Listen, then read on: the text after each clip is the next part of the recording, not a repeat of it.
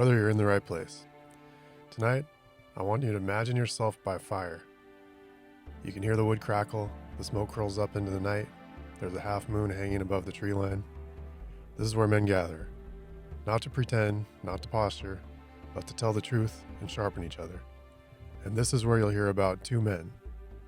Both started as builders. Yeah, maybe they swing a hammer for a paycheck. Maybe they build houses. Some build impressive custom home companies or thriving trade businesses from the ground up. Much respect to those men. But when I say builder here, we're talking about more than the trade. The kind of man who takes the raw chaos of his life and shapes it into something solid. Men who pour their concrete into discipline and stack their bricks with purpose. Men who build a foundation so strong that storms can slam against them and they still stand. A builder here isn't just producing income, he's producing himself. He's stacking muscle for himself, not the gram, stacking skills, stacking charisma, and stacking wins. He's consistent in his production, relentless in his growth. He's not satisfied until he's producing at a level where his future family, mission, and soul feel unshakable. That's the builder we're talking about tonight, brother. And just so we're clear, this isn't about finally finishing that IKEA bookshelf without 3 extra screws left over. We're talking about building your life so well that your grandkids will say, yeah, Grandpa was a beast. This story is about 2 such men, both cut from the same cloth, both walking the same road, at first. The road has 2 very different destinations, depending on the choices a man makes. And maybe, just maybe, you'll hear a piece of yourself in one of them. If you've ever been told, I'm just not feeling it, something feels off, I just need some time, some space. Lean in, you're going to see how that happens. This isn't theory, this is a wake-up call in story form. Once upon a not-so-distant time, there were 2 men, both builders, not the kind who measure their life by likes or compare themselves to some dude flexing by a Lambo. No, they were building for real. Financial foundations that could weather a storm, bodies shaped by sweat, strain, sparring, and discipline, minds sharpened by books, courses, and mentors, and those late-night brainstorm sessions that start with, hear me out, and end with, okay, maybe that was a terrible idea, but still. They knew the goal is the grind, and the grind is the goal. The satisfaction comes from the work, and from seeing the results stack up over time. That's the reward.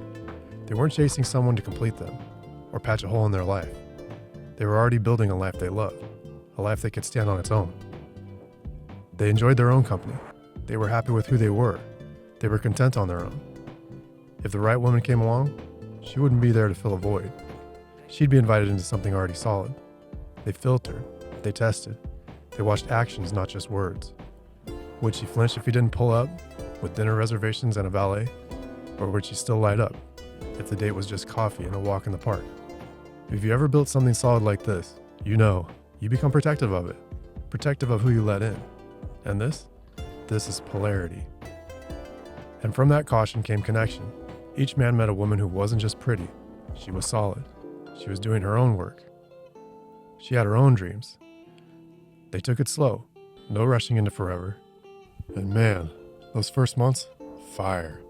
Weekend hikes that ended with shared sandwiches and sunburnt noses, concerts with connection, music late into the night, playful banter that made her look at him with that, you're different smirk. A dance where masculine and feminine energy met in perfect rhythm. These men enjoyed the benefits of polarity they'd built. Each man was proud of a life he'd created, and proud to share it. So far so good, right brothers? Here's where the road forks.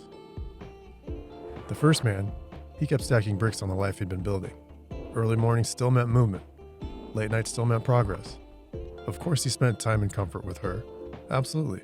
He wasn't some robot grinding 24/7. He enjoyed dinners out, lazy Sunday mornings, streaming here and there, those little inside jokes that made a relationship sweet.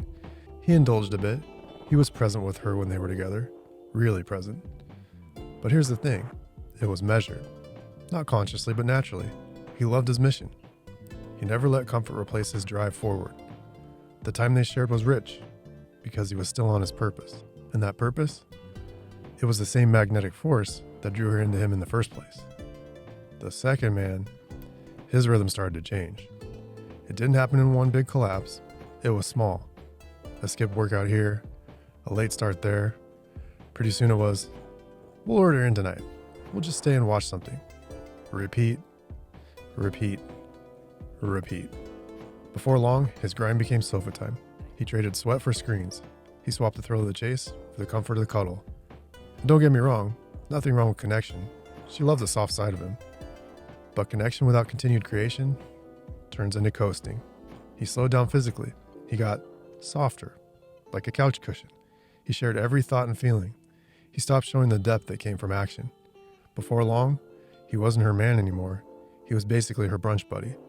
The energy between them shifted from masculine to feminine to, let's split a salad and talk about our feelings.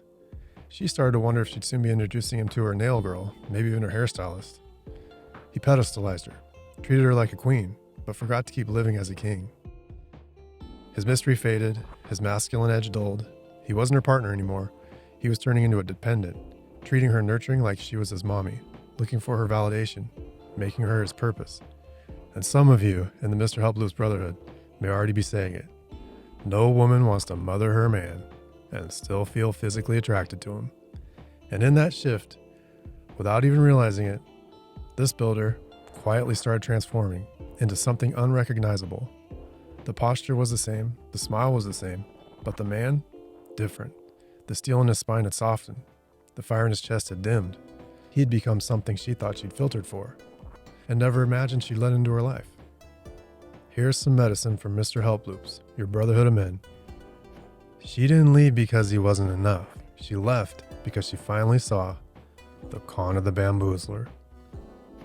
Lean toward the fire and bring this in close now, like we're plotting a midnight raid. Listen up, fellas. This is where boys are made of men.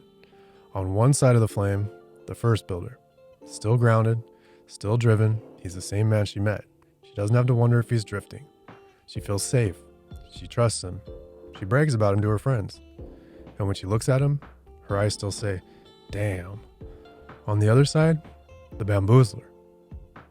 His woman's confused, sad, and yeah, repulsed in ways she can't quite name. She knows he's lost his edge. And then comes the moment she can't avoid any longer. I just think I need some space. Something feels off. If you've never heard those words, good. If you have, you know they sting. He just didn't see it.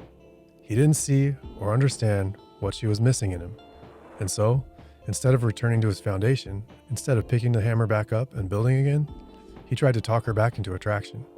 He thought more words, more time, more vulnerability, more emotional closeness would do the trick.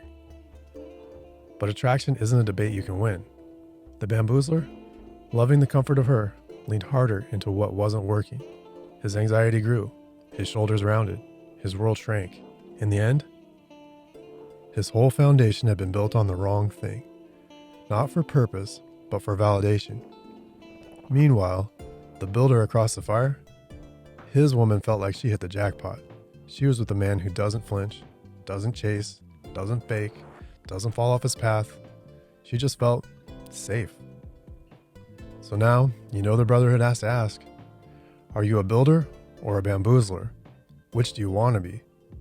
You're not here to game her or try to win her back, but to become a man no woman would ever leave again. You must become undeniable. This is the point where you choose. The bamboozler performs. The builder prepares. The bamboozler posts. The builder perseveres. One gets space, the other holds it.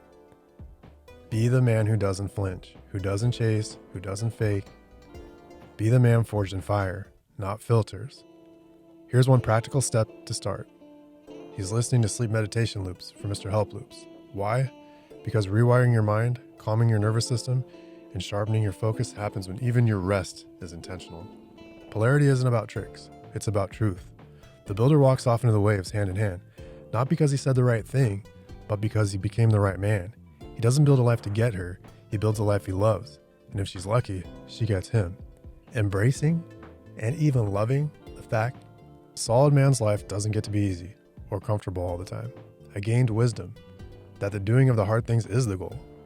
All the spoils, just the extra that comes with it. So brother, which path are you on? Which path do you want to be on? I'm proud of you, brother. Be proud of yourself. Look for sleep meditation loops from Mr. Help Loops. and hit subscribe for the next story.